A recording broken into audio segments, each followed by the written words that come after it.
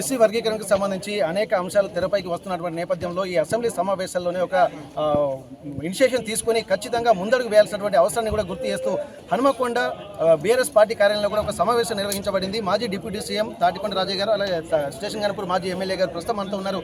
దీని మీద వారి ఆలోచన విధానం ఎలా ఉంది, ప్రస్తుత విధానాలు ఎస్సీ వర్గీకరణకు అనుకూలంగా ఉన్నాయా లేదా, ఇక్కడ కేంద్ర ప్రభుత్వం కూడా ఒక ఇనిషియేషన్ తీసుకుంటున్నటువంటి నేపథ్యంలో ఎట్లాంటి పరిస్థితులు ఉన్నాయి, రాజకీయ సమీకరణాలు రోజు రోజుకు మారుతున్నటువంటి నేపథ్యంలో ప్రస్తుత పరిస్థితులపై స్పందించడానికి రాజయ్య గారు మనతో ఉన్నారు. ఒకసారి మాట్లాడారు సార్. ఇప్పుడు అసలు ఎస్సీ వర్గీకరణ ప్రతి రాజకీయ ఇనిషియేషన్ ఎప్పుడు వచ్చినా కానీ ఇదే తెరపైకి వస్తుంది, ఇదే అంశం ప్రధానంగా మారుతున్నటువంటి పరిస్థితి ఉంది. అసలు ఓట్ల కోసమే ఇట్లాంటి పరిస్థితులు ఉన్నాయా, నిజంగా ఏమైనా చిత్తశుద్ధి ప్రభుత్వాలలో కానీ లేకపోతే కేంద్ర రాష్ట్ర ప్రభుత్వాలు తీసుకుంటున్నాయా, ఎట్లాంటి పరిస్థితులు ఉన్నాయి?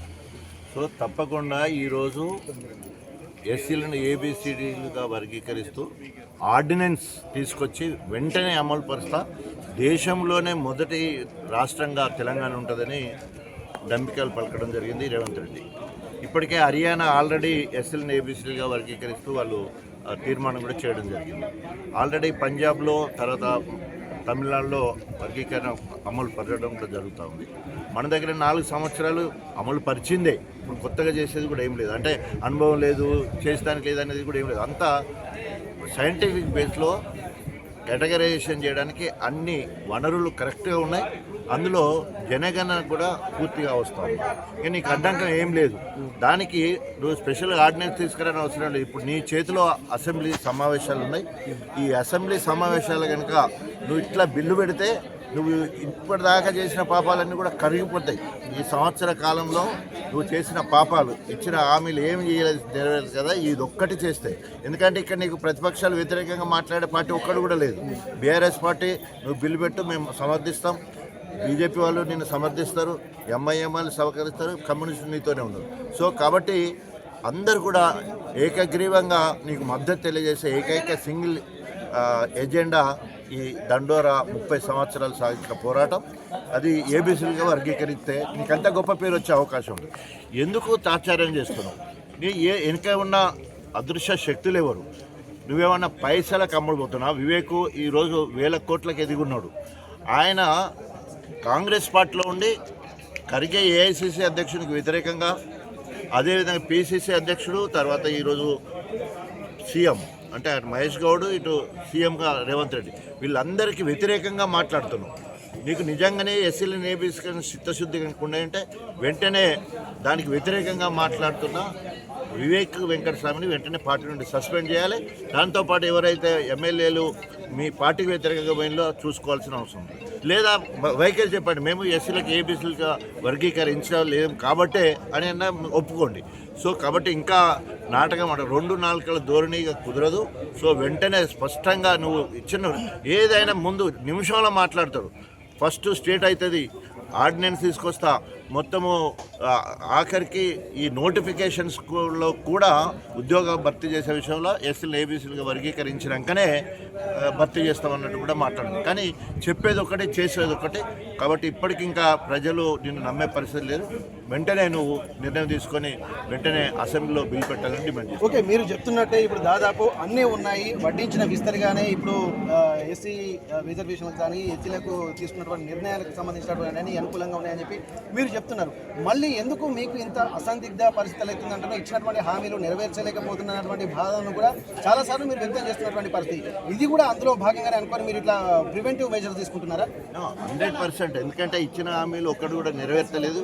ఇది కూడా అట్లాగే చేస్తారని ఒక భయం. తర్వాత రెండవది, ఆలస్యం చేయడానికి ఆయనే వెనక నుంచి వెళ్ళి మాలలను ఎగేస్తూ ఉన్నాడు. ముందేమో మాదిగలను చూపిస్తున్నాడు, వెనుక మాలలను ఎగేస్తున్నాడు. దానికి సాక్ష్యం వివేక్ మాట్లాడిన సందర్భంగా నేను తప్పకుండా మన సమస్యలు మొత్తం కూడా మీరు చెప్పిందంతా కూడా నేను రేవంత్ దగ్గరికి తీసుకుపోయి ఒప్పిస్తా అంటాడు. ఎట్లా ఒప్పుకుంటాడు? కాబట్టి ఒకవేళ కనుక నువ్వు అనుకూలంగా ఉండేది ఉంటే వెంటనే నీకేం అడ్డే లేదు కదా. ఇప్పుడు నీకు అడ్డు పెట్టేది, ఇప్పుడు నిన్ను రాసి రంపాన పెట్టేది, లేదా నువ్వు ఏం పని చేస్తలేని తెల్లాలైతే ఒర్రేది గొంత చెప్పుకునేది ఎవరు? బీఆర్ఎస్ కదా. నిన్ను ఎక్కువగా ఏ పని చేస్తలేవు, ప్రజా వ్యతిరేక విధానాలు ఇస్తావు, ఏం చేసినావు అని సంవత్సరంలో విజయోత్సవాలు చేసుకున్నావు. ఏ ఒక్క ప్రజలకు ఇచ్చిన హామీ ఒక్కడు కూడా నెరవేరు. 6 గ్యారెంటీలు అటకెక్కిపోయిన పరిస్థితి ఉన్నది. రైతు భరోసా ఇప్పుడు ఇదకి ఏమీ లేదు. రుణమాఫీ అనేది ఆయన నోటే చెప్పిందే 18,000 కోట్లు అయినాయి, దాదాపు ఓన్లీ 22 లక్షల మంది రైతులకు ఇచ్చినాం, 42 లక్షలు అని చెప్పినాం. మరి ఆయన నోట చెప్పిందే ఆయన తిరగబడ్డట్టు ఆ భాష. కాబట్టి ఇప్పుడు ఏదేమైనా కూడా 600 అయినా కూడా ఎట్టి పరిస్థితిలో ఈ అసెంబ్లీ సమావేశాలను వెంటనే బిల్ ప్రవేశపెట్టాయంటే అన్ని రాజకీయ పార్టీలు మద్దతు తెలుస్తాయి, ఏకగ్రీవంగా తీర్మానం వచ్చే అవకాశం. ఓకే, ఇప్పుడు అన్ని రకాలుగా ఇప్పుడు మీరు కాన్ఫిడెంట్గానే ఉంటున్నారు, అన్ని రాజకీయ పార్టీలు కూడా అనుకూలంగా ఉన్నాయని చెప్పి ఎవరు ఎన్నికల మేనిఫెస్టో ముందు వాళ్ళందరూ చెప్పారు. కానీ ఈ మధ్యలో జరుగుతున్నటువంటి పరిస్థితులు చూస్తుంటే చరిత్రలో ఎన్నడూ కని విని ఎరుగని విధంగా ఇటు మాలలు కానీ ఇటు మాదిగలు కానీ బల ప్రదర్శన జరుగుతుంది. ఇది దేనికి సంకేతం అనుకోవచ్చు? ఇది బల ప్రదర్శన అని నేను అన్నాను, ఎందుకంటే వారి జనాభాను చూపించే ప్రయత్నం వాళ్ళు చేస్తూ ఉన్నారు, మా జనాభాను చూపించే ప్రయత్నం మేము చేస్తూ ఉన్నాం. సో కొన్ని రోజులు ఇప్పుడు నేను ఎంతమంది చెప్పిన వివేక్ వెంకటస్వామి అనే అతను అసలైతే మాల ఏమో పంబాలకు సంబంధించిన క్యాస్ట్ అని ఉంటే ఆయన మాల అంటే గ్రేట్గా ఉంటుందని చెప్పేసి మాల అని చెప్పుకున్నారు. ఇప్పుడు అసలు కులం చెప్పుకోవాల్సి వస్తూ ఉన్నది. ఆ రకంగా బయటకు వస్తున్నారు. మాలలో ఎక్కువ ఉన్నారు, లేదా బైన్లో ఎక్కువ ఉన్నారు, లేదా పంబాలో ఎక్కువ ఉన్నారు చెప్పుకునే ప్రయత్నం. ఇక్కడ ఇంతకుముందు మాట్లాడిన కడియం శ్రేయర్ కూడా తెలుగుదేశం అధికారంలో మంత్రిగా ఉన్నప్పుడు నేను మాదిగా అని చెప్పుకున్నాను. ఎస్సీనే ఇక మాదిగా కూడా చెప్పబోయేది, ఓన్లీ ఎస్సీ వాళ్ళం అన్నట్టే ఉండదు అట.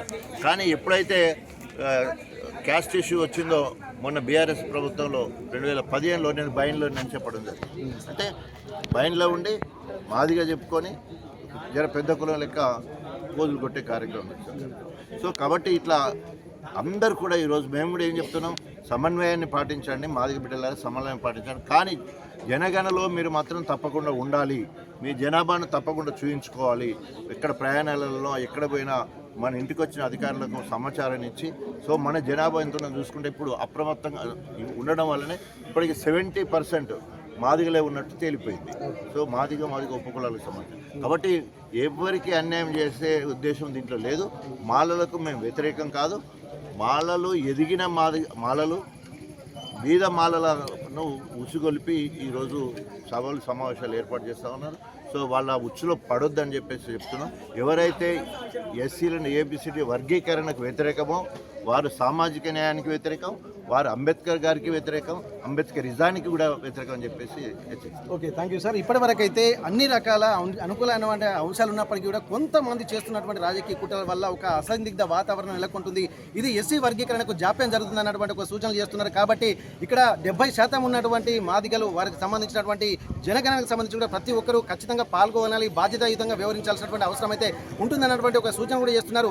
బయటి వ్యక్తుల కుట్రలో వాళ్ళ యొక్క ఆలోచనలో విధానంలో పడకుండా ఇప్పుడు రాబోయే అసెంబ్లీలో సమావేశాల్లో భాగంగా ఖచ్చితంగా దీనికి సంబంధించి ఒక నిర్ణయం తీసుకోవాల్సినటువంటి అవసరం ఉంది. ప్రతి ఒక్క రాజకీయ పార్టీ కూడా అనుకూలంగా ఉన్నటువంటి నేపథ్యంలో ఈసారి నల్లేరుపై నడకనే ఉండాలని భావిస్తున్నామని, దానికి మళ్ళీ ఎవరు ఆజ్యం పోయకుండా ఒక సజావుగా ఎస్సీ వర్గీకరణకు సంబంధించి అన్ని అనుకూలమైనటువంటి నిర్ణయాలు తీసుకోవాల్సినటువంటి విధంగా ఉండాలన్నటువంటి ఒక సూచనలు మాత్రం మాజీ డిప్యూటీ సీఎం రాజా గారు చేస్తున్నటువంటి పరిస్థితి. హన్మకొండ బీఆర్ఎస్ పార్టీ కార్యాలయం నుండి కెమెరా పర్సన్ రాజుతో వెంకటరత్నం, RTV వరంగల్. మరిన్ని వీడియోస్ కోసం ఛానల్ ని సబ్స్క్రైబ్ చేయండి. లేటెస్ట్ అప్డేట్స్ కోసం వాట్సాప్ ఛానల్ ని ఫాలో అవ్వండి. అండ్ లింక్ డిస్క్రిప్షన్ లో ఉంది.